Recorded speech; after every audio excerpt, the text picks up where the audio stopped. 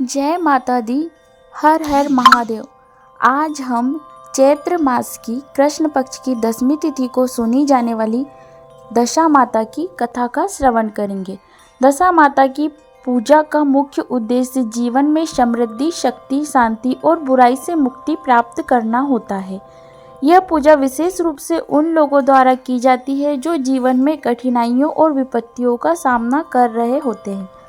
दशा माता की पौराणिक कथा हिंदू धर्म की एक महत्वपूर्ण कथा है जो विशेष रूप से बंगाल, उड़ीसा, उत्तर भारत और दक्षिण भारत के कुछ हिस्सों में प्रचलित है।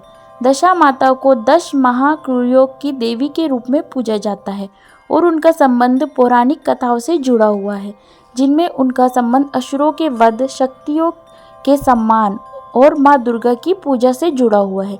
यह कथा बहुत पुरानी है और इसके कई रूपांतर विभिन्न पुराणों और धार्मिक ग्रंथों में मिलते हैं। एक प्रचलित कथा के अनुसार दशा माता देवी दुर्गा के 10 रूपों में से एक रूप मानी जाती है, जो प्राचीन काल में असुरों के अत्याचारों से पृथ्वी और मानवता की रक्षा करने के लिए प्रकट हुई। तो आइए हम दशा माता की पौराणिक कथा का श्रवण करते हैं। कहानी के अनुसार प्राचीन काल में एक असुर नामक राक्षस पृथ्वी पर आतंक मचाता था। उसने देवताओं का उत्पीड़न करना शुरू किया और उन्हें पराजित कर दिया। इस असुर का नाम दंबक था और वह अत्यंत शक्तिशाली था। देवताओं ने उसे हराने के लिए माता दुर्गा से मदद मांगी। माता दुर्गा ने अपने 10 रूपों में से प्रत्येक रूप को विशेष कार्य सौंपा और इन रूपों के माध्यम से उन्होंने इस असुर को हराया। इन 10 रूपों के अद्वितीय गुण और शक्तियां थी, जिन्हें विभिन्न दुष्ट शक्तियों के नाश के लिए पृथ्वी पर भेजा गया। इनमें से प्रत्येक रूप का अपना विशिष्ट कार्य था। जैसे देवी काली ने असुरों को हराया, जबकि अन्य रूपों ने अन्य दुष्ट शक्तियों का वध किया। दशा माता के 10 रूप। पहला रूप है देवी काली। देवी काली का रूप असुरों के वध के में प्रमुख रूप से प्रयुक्त हुआ। काली का रूप क्रूर और विध्वंसक था, जिसने असुरों को नष्ट किया। दूसरा है देवी दुर्गा। देवी दुर्गा रूप शक्ति और साहस का प्रतीक है। वह असुरों से युद्ध करती है और सभी बुराइयों को नष्ट करती है। तीसरा रूप है देवी सरस्वती। देवी सरस्वती ज्ञान की देवी है और असुरों के मानसिक दुष्प्रभावों को समाप्त करने का कार्य करती है। चौथा रूप है देवी लक्ष्मी।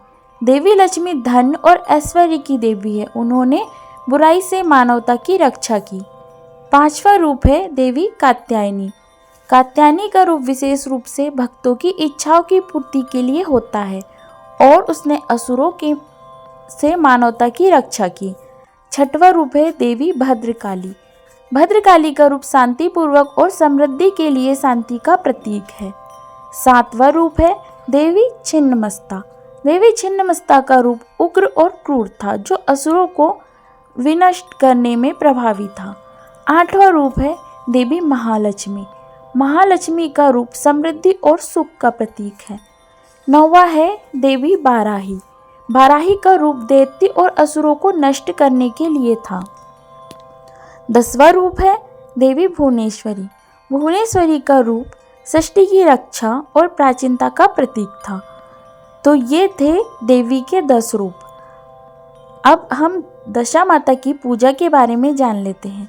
दशा माता की पूजा विशेष रूप से उनकी पूजा के लिए समर्पित त्योहारों और अनुष्ठानों में की जाती है। इनकी पूजा विशेष रूप से बांग्ला संस्कृति में प्रचलित है, जहां दशा माता को पूरी श्रद्धा और विश्वास के साथ पूजा जाता है। खासकर बंगाल में दशहरा के समय इस पूजा का आयोजन बड़े धूमधाम से किया जाता है। दशा माता की पूजा का मुख्य उद्देश्य जीवन में समृद्धि, शक्ति, शांति और बुराई से मुक्ति प्राप्त करना होता है। यह पूजा विशेष रूप से उन लोगों द्वारा की जाती है जो जीवन में कठिनाइयों और विपत्तियों का सामना कर रहे होते हैं। तो आइए अब हम कथा का निष्कर्ष जानते हैं। दशा माता की कथा हिंदू धर्म के महान पौराणिक ग्रंथों में से एक है, जो देवी दुर्गा की महिमा और उनके 10 रूपों के माध्यम से सृष्टि की रक्षा के महत्व को उजागर करती है। यह कथा शक्ति, साहस और अच्छाई की विजय की प्रतीक है और यह हमें बुराई के खिलाफ संघर्ष करने की प्रेरणा देती है। आशा करती हूँ आपको वीडियो पसंद आया होगा। यदि आपको वीडियो पसंद आया तो लाइक कीजिएगा, शेयर कीजिएगा और हमारे चैनल को सब्सक्राइब कीजिएगा।